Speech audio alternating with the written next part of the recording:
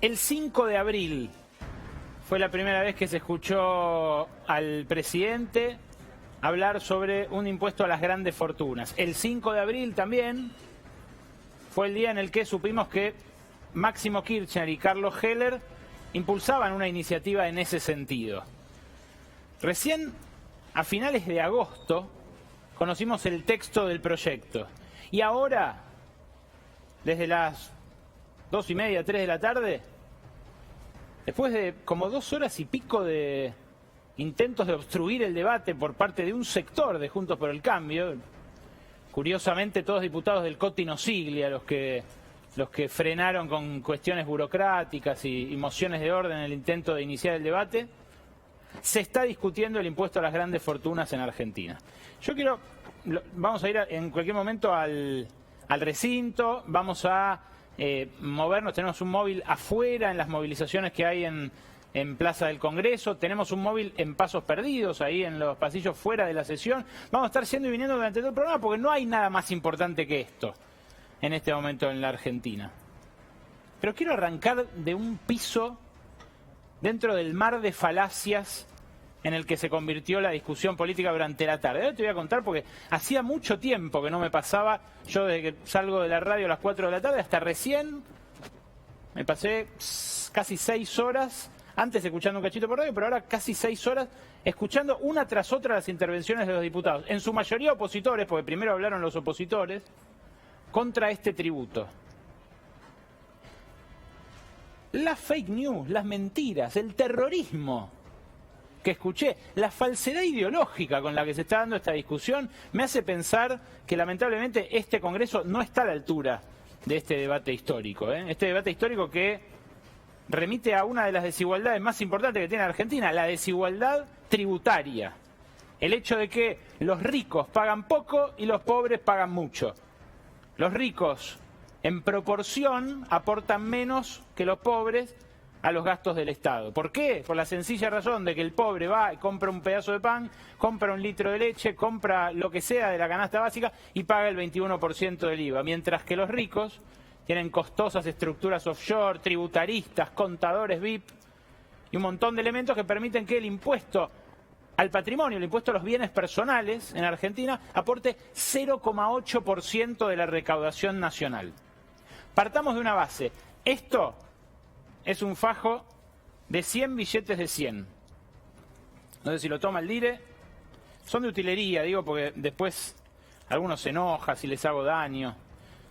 Son 100 billetes de 100. Es un fajo.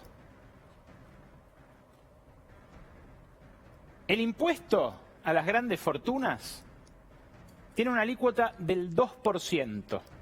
O sea que a un patrimonio de este tamaño plantea cobrarle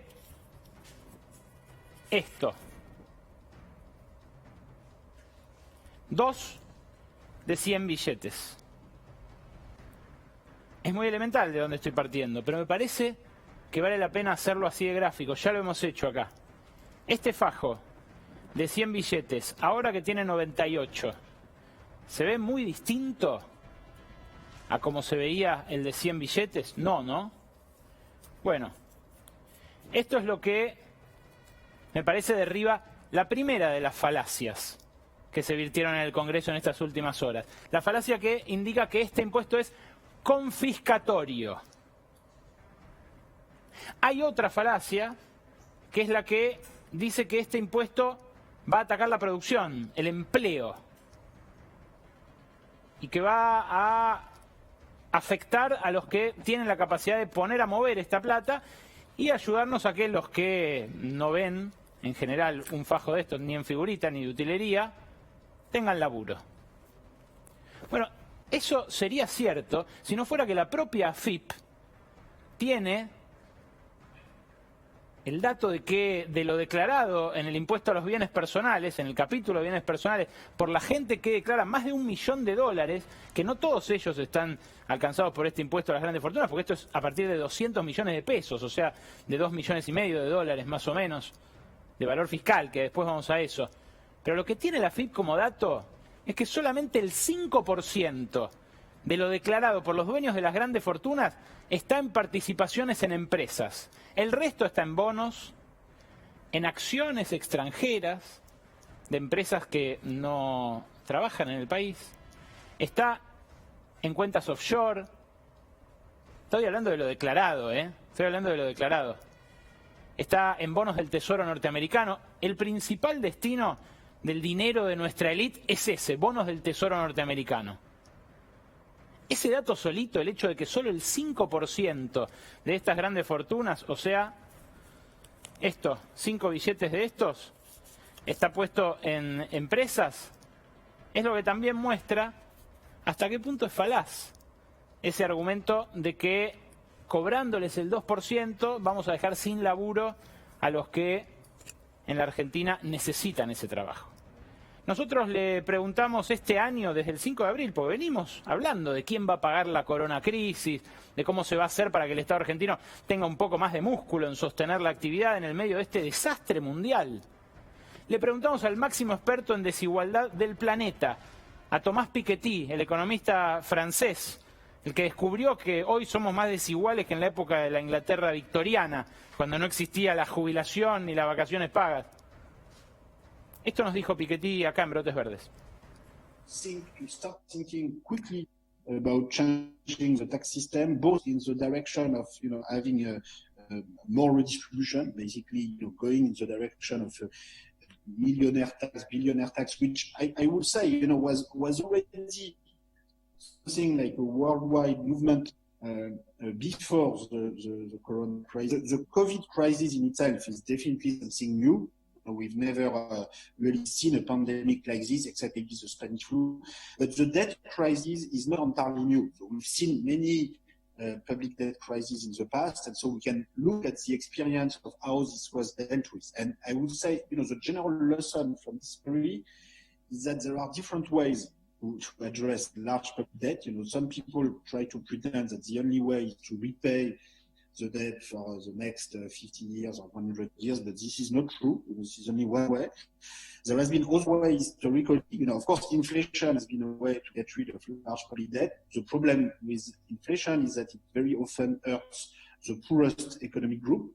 And there is another way, a third way, if you wish, or other alternatives and combination, but the third way is a progressive wealth tax.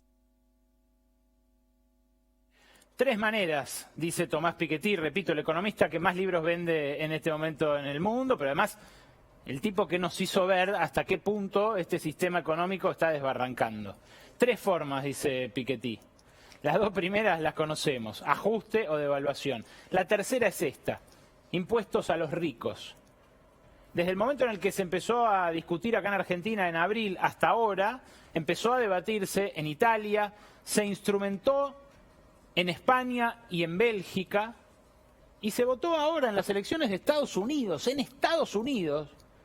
en un par de los estados que elegían presidente, incluyeron cláusulas para reformar las constituciones de cada uno de los estados para que paguen más los ricos y se financie de esa manera el paquete anti-COVID, el paquete de asistencia a la gente que quedó colgando del pincel por la pandemia. Que dicho sea de paso, por supuesto, es mucho más potente en países que no vienen de otra crisis, como el nuestro, que ya viene de la crisis macrista.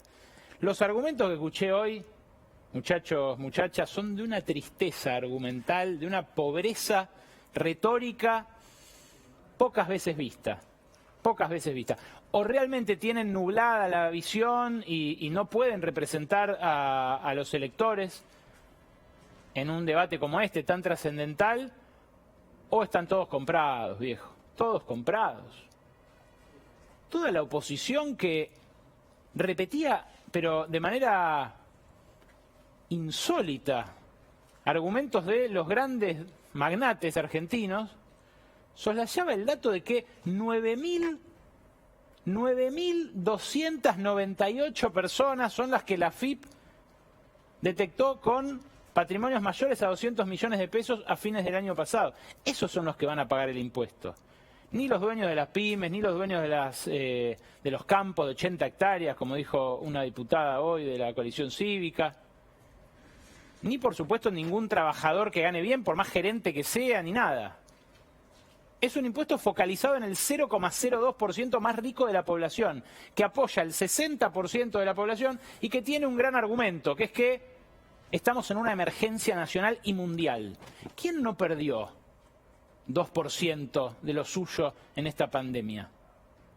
¿Se pusieron a pensar eso?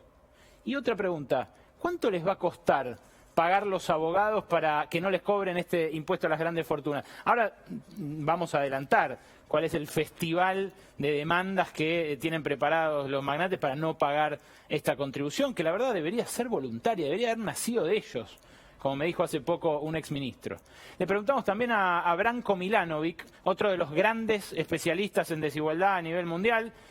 Este hombre vive en Estados Unidos, es nacido en Serbia, pero enseña en las universidades más prestigiosas de Estados Unidos. Esto nos decía sobre el impuesto a las grandes fortunas. This is a almost war-like situation, so they're really emergency measures. You know, if you look historically during the wars, they were special levies, special taxes that had been imposed. So, you know, the tax may not be a tax that would stay forever. Like when you make a change in the tax policy today, in principle that stays until something else happens and it's changed. But with very extraordinary tax measures or tax levies, you can have one-off, which means that you would have a tax which would be, let's suppose, on wealth or income of people above a certain amount, but it would be one-time tax, which would be for this year, for example. People who are rich should realize that they are not only paying to compensate income of the poor, they're also paying to avoid a social breakdown. Bueno, esto es interesante, ¿no? Lo que dice Milanovic al final. Son ricos pagando no solamente para contener a los pobres, que no se mueran, sino también para evitar la rotura definitiva del tejido social. Los que hoy están en la cima de la pirámide, es cierto, pueden sentir que perdieron. Es muy curioso lo que pasa con ellos. Nunca ganaron tanto, nunca fueron tan favorecidos y a la vez nunca se sintieron tan amenazados en esos privilegios. Pero pueden sentir eso y soslayar que en cualquier momento revienta todo. En un país con 50% de pobres, tapado por una deuda que no tenemos la menor idea cómo vamos a pagar, la deuda que dejó Macri. Por eso es doblemente irresponsable lo que se escuchó hoy en el Congreso de la Nación. Argumentos tan vacíos, tan repetidos, chicanas tan berretas como las que se escucharon contra este aporte. Repito, un aporte que apunta a menos de 10.000 personas y que en un ratito te vas a enterar si pagás o no. Porque en un ratito voy a mostrar de vuelta los casos de patrimonio para que conozcas el efecto escribanía. ¿Por qué hay tan pocos en Argentina que declaren? ¿No tenemos más millonarios que eso? ¿Más personas que tengan más de 3 millones de dólares que 10.000? Sí, tenemos más del triple que eso. Lo que pasa es que la tienen toda negra. Lo que pasa es que la tienen toda afuera, o toda la que tienen declarada, la tienen en campos o en inmuebles que se tasan a un 30-40% del valor real, del valor de mercado. Ese es el efecto escribanía que, por supuesto, este aporte no soslaya y no puede compensar tampoco. Para eso hace falta una reforma tributaria más integral. Le preguntamos también a Íñigo Errejón, diputado por una de las fuerzas que componen, que más bien apoyan a la coalición del PSOE y Podemos en España. Esta entrevista fue hace un par de meses, fue antes de que España termine por instrumentar el impuesto que impulsaba Errejón, justamente, un aumento del impuesto a las rentas para los que más ganan. Escucha lo que nos decía. Bueno, pues España tiene que hacer un inmenso esfuerzo de reconstrucción nacional. Y en política, para ser honesto, uno tiene que decir no solo qué quiere hacer, sino quién va a tener que pagarlo. Y consideramos que la sociedad española, los trabajadores, los pequeños empresarios, los autónomos, los pensionistas, ya están haciendo un inmenso esfuerzo, pero es necesario que quienes más tienen contribuyan, arrimen el hombro para una tarea de reconstrucción nacional. Una buena parte de los empresarios en España han acudido inmediatamente al Estado, por ejemplo, para que pague la suspensión de empleo de los trabajadores mientras no trabajaban por la pandemia, ¿no? Y para que, por tanto, el Estado se haga cargo de costes empresariales. Bueno, pues nuestro razonamiento es muy sencillo. Para que el Estado rescate y para que el Estado pueda estar ahí cuando uno lo necesita, cuando la economía privada lo necesita, el Estado tiene que ingresar. ¿Cuál fue la reacción de los potenciales alcanzados por este impuesto para frenar la iniciativa antes de que se concreta? los grandes propietarios se ponen muy nerviosos y enseguida dicen que sí, que es una especie de odio a la... que quienes queremos que haya justicia social, porque además creemos que es más eficaz económicamente, y está demostrado, lo que nos dicen es que tenemos una especie como de odio o obsesión contra los ricos.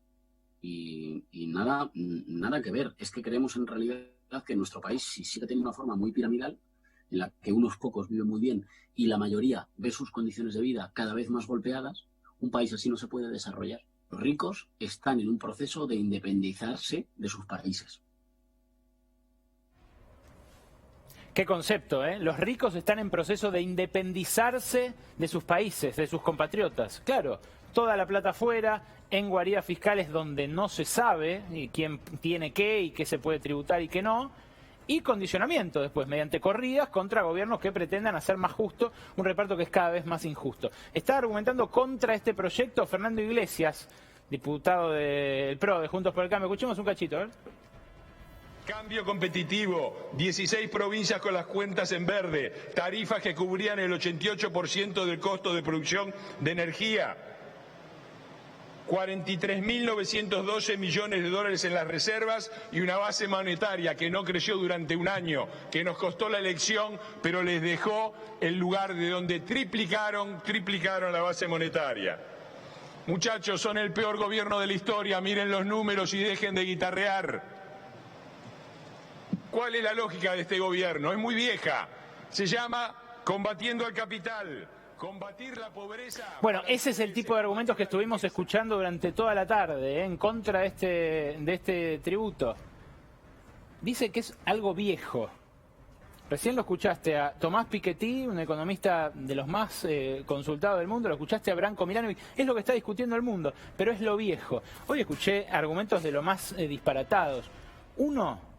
Uno dijo que es poca plata, que estos impuestos atrasan y que va a obligar a la gente a desarmar inmuebles, a levantar las mesadas de las cocinas. Bueno, así lo dijeron, así. Este fue el nivel del debate que vimos hoy.